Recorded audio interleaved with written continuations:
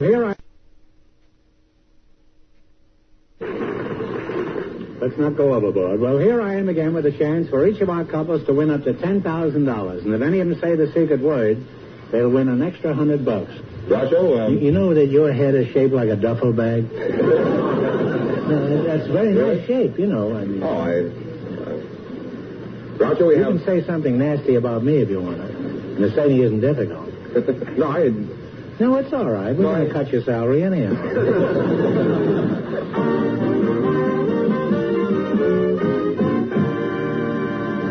Groucho, I'd like you to meet Mayme, Maceira, and Albert Hibbs. So, won't you come in, please, and meet Groucho Marx.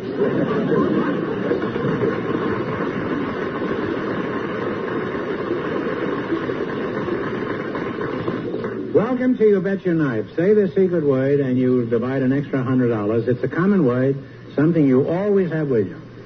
Mayme, Maceira, and Albert Hibbs. Maceira is the name. What? Maceira. Maceira? Yes. Oh, well, I'm sorry. I don't see very well. My ears need fixing. Where are you from, Mayme? I'm from Monterey, California, except for the 3 weeks of my early life. I was born in Sacramento. No. Well, tell us something about Monterey. It's pretty wild country up there, isn't it? Well, my dad's a commercial fisherman there, and it's a small town between Los Angeles and San Francisco. Your father is a commercial fisherman? Yes, he is. Does he sail into the sunset to be gone for weeks at a time?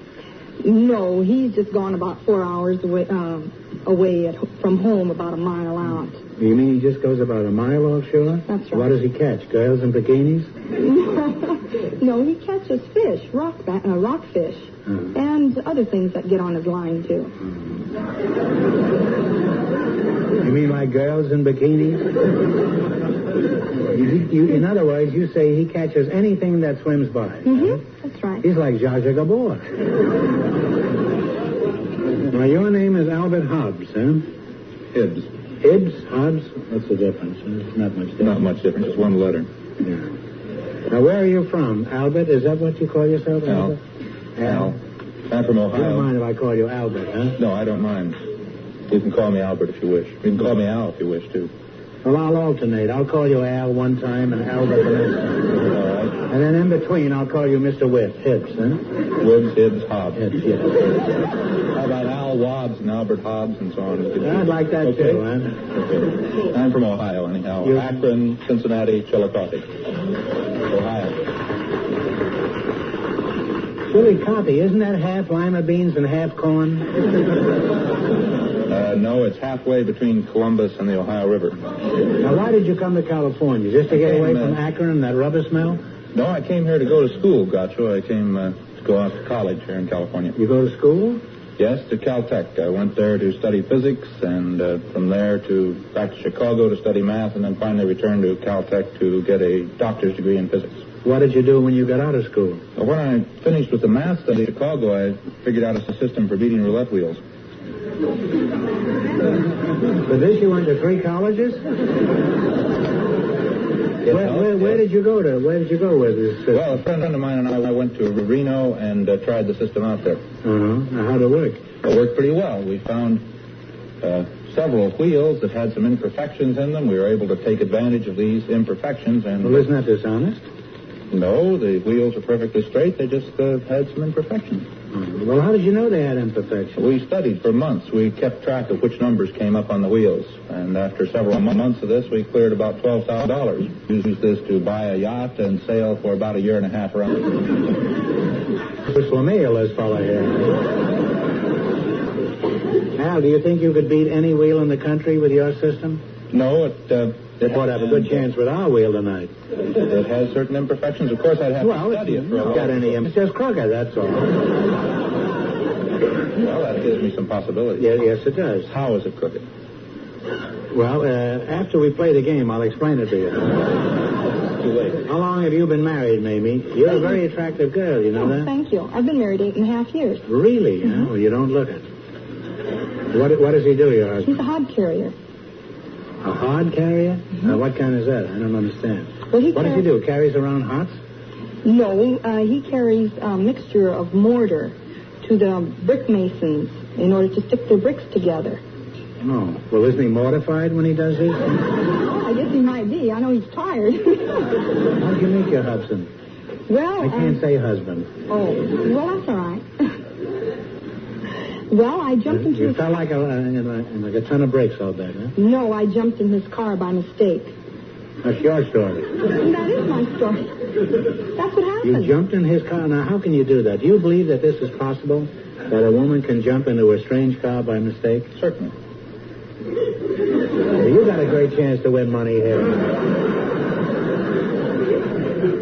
You'll find us tougher than Reno, old boy. No imperfections somehow.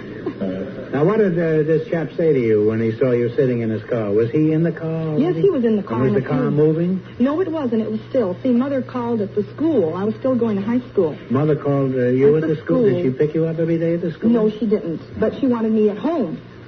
Well, she wanted me home sooner than Well, why than that usual. particular day did she want you home? Well, I wouldn't know. It was just important, and she needed me at home. Well, didn't she tell you?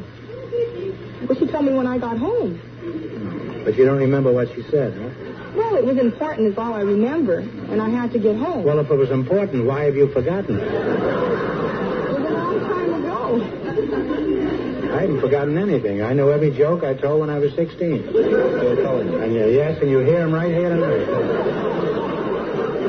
All right, what did he say when he saw you sitting in his car? Who's this girl? Who'd he say this to? To the girl that was sitting next to him. Oh, he had a dame in the car besides you, huh? Uh-huh. Well, how did you move her out and you get in there?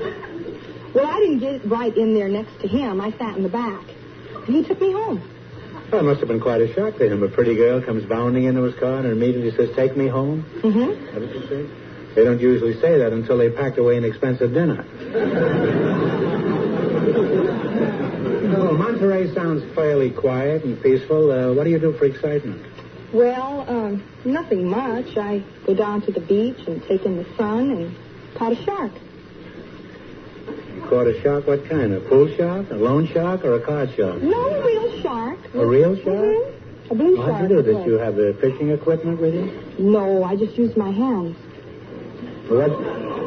With no implements? No. Nothing. Just nothing? by two hands. Does this sound possible to you? Yes.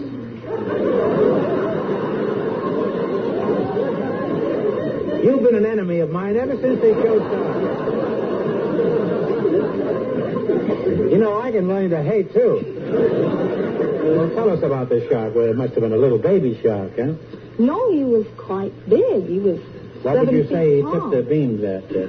You could tell, you know. You could put him yeah. on his scales and find out how much he weighed. Oh, yes, it was an even match. Do you understand that? Mm-hmm. An even match. No, you said you'd take the shark and Yeah. put him on his scales, and then you'd know how much the shark weighed. Naturally. How did you like that one? Well, that was a ripper. So long as you don't put Jack in front of it. Now, this shark, did he have any teeth? Oh, yes, he had 5 rows of teeth. Uh-huh. As I understand, every so Were you in the front row? No, it was on the back end. Well, you got bad seats. Now, what did your husband say when you told him about this shark and bull story? Just what you just said. He thought it was a shark and bull story, too. Well, Mayme, you're an extremely courageous and fearless young woman. And if I were your husband, I'd certainly think twice before starting an argument. Now, Al, let's get back to you. Huh? Your name is Albert Hobbs, is that right? Al Wibbs. Al Wibbs. Now, besides figuring ways to beat the roulette wheel, what do you do for a living? I'm a physicist at the Caltech Jet Propulsion Laboratory. It's very impressive. Well, it doesn't mean anything to me, but what specifically are you working on? So we work on development of government missile projects. Some of the work is classified. Isn't everything classified? They don't tell the people anything anymore. Everything is top secret. What do you want to know, Groucho? I want to know how you beat that wheel up in Reno.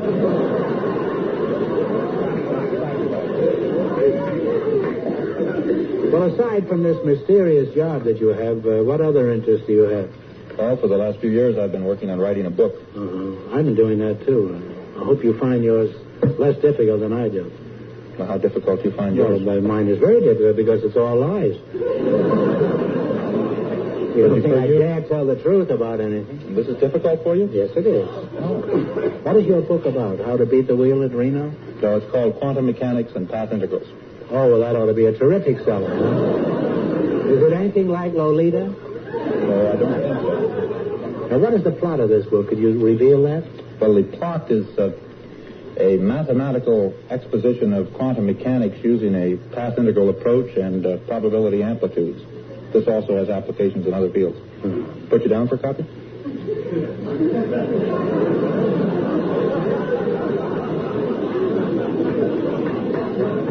Why don't you send me a copy and I'll give it a plug on the Pinky Lee Show? Can't you tell us anything about your work? Hasn't anything exciting ever happened in your job? Did you ever get blown up? Not yet. You ever get the end of your nose caught in the book you're writing? No, that neither, but there are some exciting things in the rocket business, and I think the most exciting one was about January of 1958 when we fired the first Explorer satellite from the pad at Cape Canaveral. I was down there, I watched it take off, and about an hour later we had enough information, enough data so that we were sure it was in orbit. My congratulations, Al, are belated but sincere.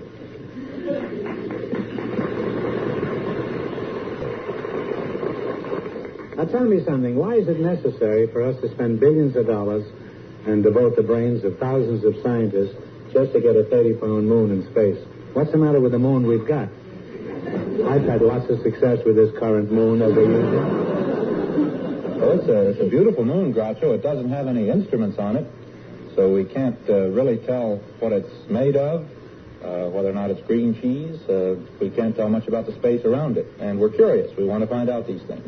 It's a dead planet, isn't it? Yes, it is a dead planet. We want to find out what it's made of, really. We want to find out more than we know. We know that there's no atmosphere, there's no life. There's a lot of rock, dust, lava, high mountains. Why should I want to go to the moon for dust when I can find plenty of it under my bed? Now, what about putting a woman on the moon? I happen to have a few candidates I'd like to suggest. As a matter of fact... Not this kid. Don't you think she's cute? Yes, I certainly do. As a matter of fact, What do you think of him? He's a nice-looking man. Very reserved. What do you think of him?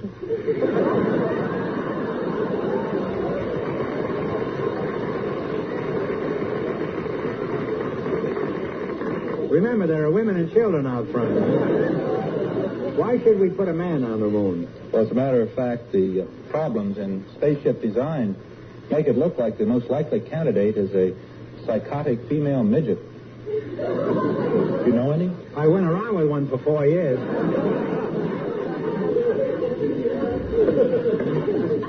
A psychotic female midget, huh? Probably fit the requirements of space travel very well. Well, we're going to go through the audience as soon as the show's over. Well, you're a charming couple, and now I want to give you a chance to win some money.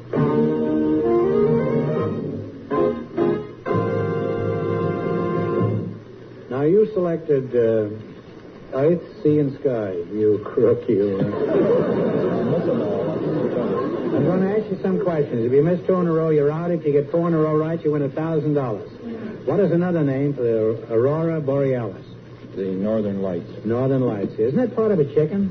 The Aurora Borealis or the Northern Lights? No, the Northern Lights. Doesn't a chicken have lights?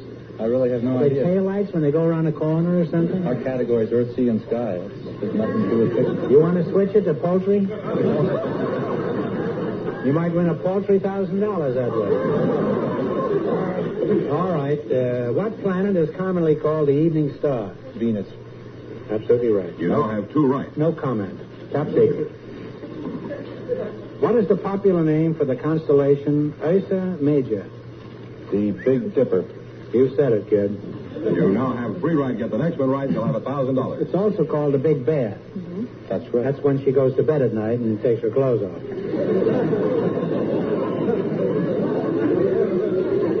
I thought she came up at night. What is the general name? You know, if you want my job, you can have it.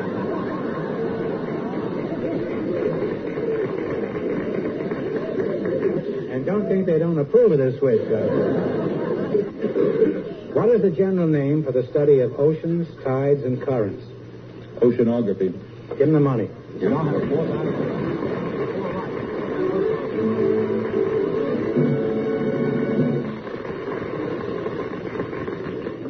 Now, Mr. and Mrs. Hobbs, you won $1,000. You can keep it and quit, or else you can come back later and try to double your money. You may even get a chance at $5,000 or $10,000.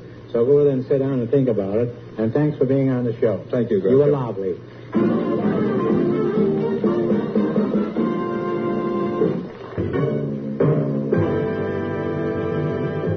Maybe Maceira and Albert Hibbs, would you come back out, please? You won $1,000 so far. If you decide to try... Oh, here comes my nemesis. If you decide to try for the big money and you fail, you wind up with a total of $500. Now, what are you going to do? We'll keep going. You're going to keep going. You're defying me, is that it? Oh, I wouldn't think of doing that, though. Okay, you ready? All right. Yeah. Take a number for $10,000. One of you take a number. 2. 2. Put up a 2, Joe. You take a number for 5. 9. 2 and 9. Now, if neither number comes up, this question is worth $2,000. Or if neither come up, I should say. Either way, I understand what you mean. I wish I did, huh? Well, we'll exploit. Give it a time.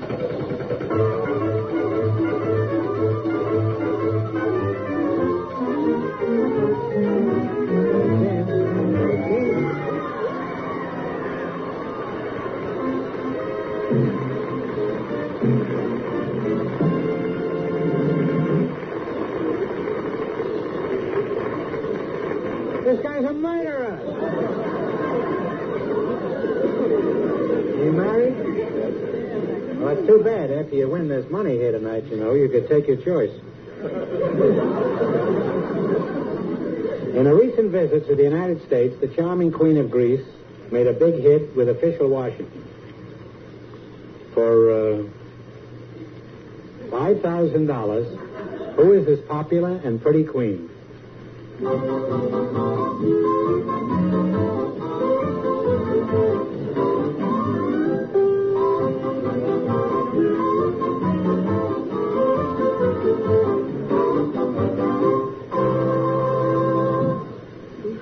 We're very unsure.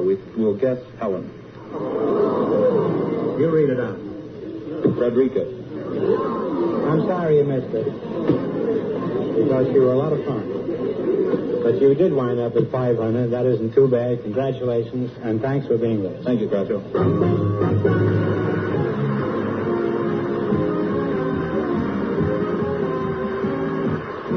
From January 19th, 1959, we've presented Groucho Marx, You Bet Your Life.